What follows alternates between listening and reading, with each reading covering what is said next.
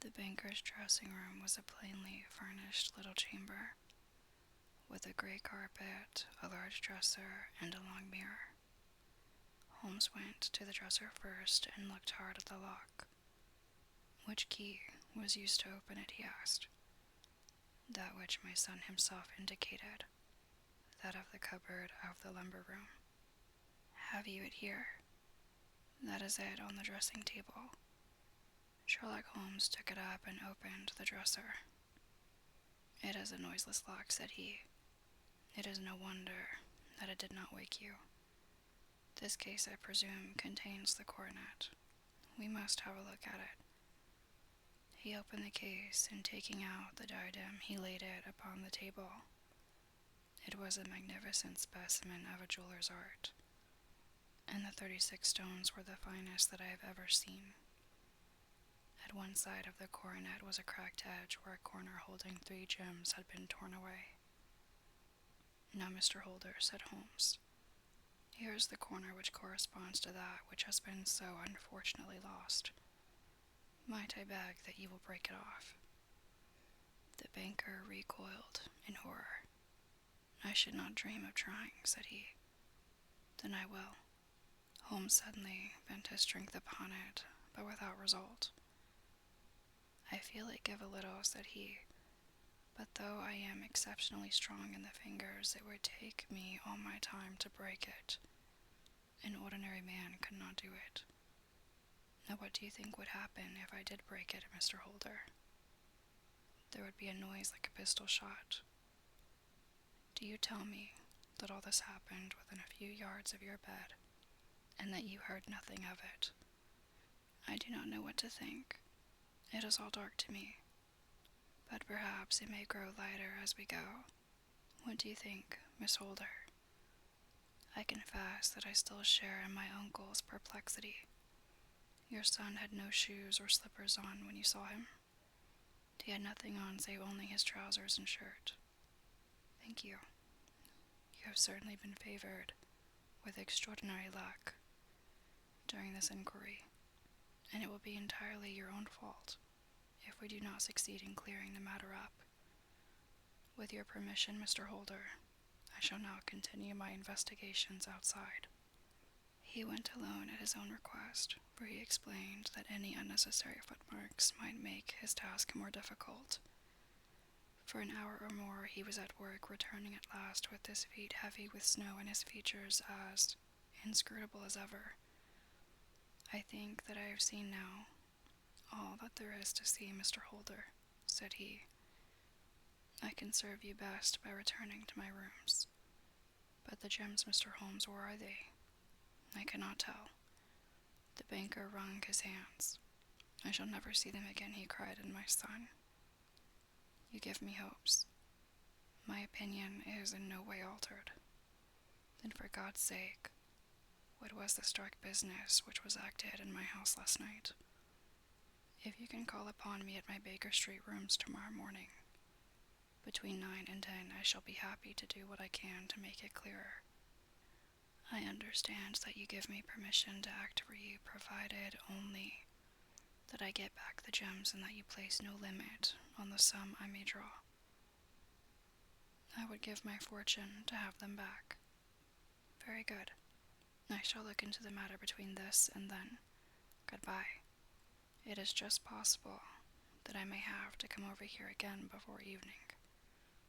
It was obvious to me that my companion's mind was now made up about the case, although what his conclusions were was more than I could even dimly imagine. Several times during our homeward journey I endeavored to sound him upon the point, but he always glided away to some other topic until at last I gave it over in despair. It was not yet 3 when we found ourselves in our rooms once more.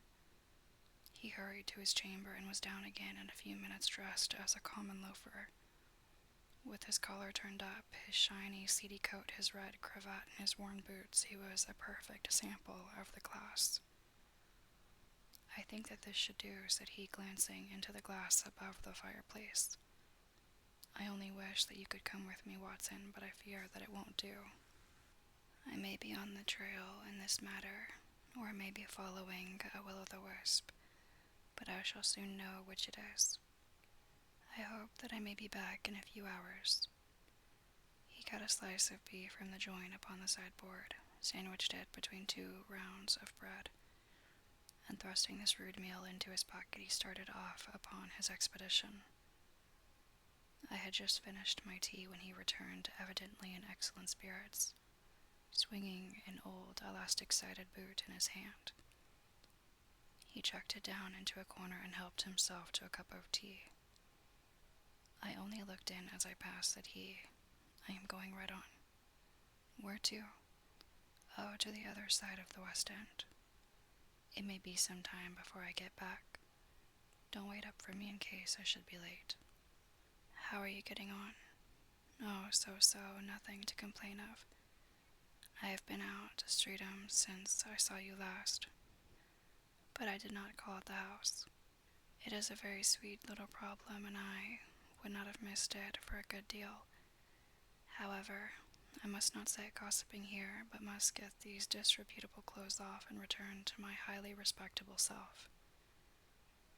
I could see by his manner that he had stronger reasons for satisfaction than his words alone would imply. His eyes twinkled, and there was even a touch of color upon his cheeks. He hastened upstairs, and a few minutes later I heard the slam of the hall door, which told me that he was off once more upon his congenial hunt. I waited until midnight, but there was no sign of his return, so I retired to my room. It was no uncommon thing for him to be away for days and nights on end, when he was hot upon a scent, so that his lateness caused me no surprise. I do not know at what hour he came in, but when I came down to breakfast in the morning, there was he with a cup of coffee in one hand, and the paper in the other, as fresh and trim as possible. You will excuse my beginning without you, Watson, said he, but you remember that our client has rather an early appointment this morning. Why, it is after 9 now, I answered. I should not be surprised if that were he. I thought I heard a ring. It was indeed our friend, the financier. I was shocked by the change which had come over him, for his face, which was naturally of a broad and massive mold, was now pinched and fallen in, while his hair seemed to me at least a shade whiter. He entered with a weariness and lethargy, which was even more painful than his violence of the morning before, and he dropped heavily into the armchair which I pushed forward for him. I do not know what I have done to be so severely tried, said he. Only 2 days ago I was a happy and prosperous man without a care in the world. Now I am left to a lonely and dishonored age. One sorrow comes close upon the heels of another. My niece Mary has deserted me. Deserted you? Yes. Her bed this morning had not been slept in. Her room was empty, and a note for me lay upon the hall table. I had said to her last night in sorrow and not in anger, that if she had married my boy, all might have been well with him. Perhaps it was thoughtless of me to say so. It is to that remark that she refers in this note. My dearest uncle, I feel that I have brought trouble upon you, and that if I had acted differently, this terrible misfortune might never have occurred. I cannot with this thought in my mind ever again be happy under your roof, and I feel that I must leave you forever. Do not worry about my future, for that is provided for, and above all, do not search for me, for it will be a fruitless labor, and an ill service to me. In life or in death, I am ever your loving Mary. What could she mean by that note, Mr. Holmes?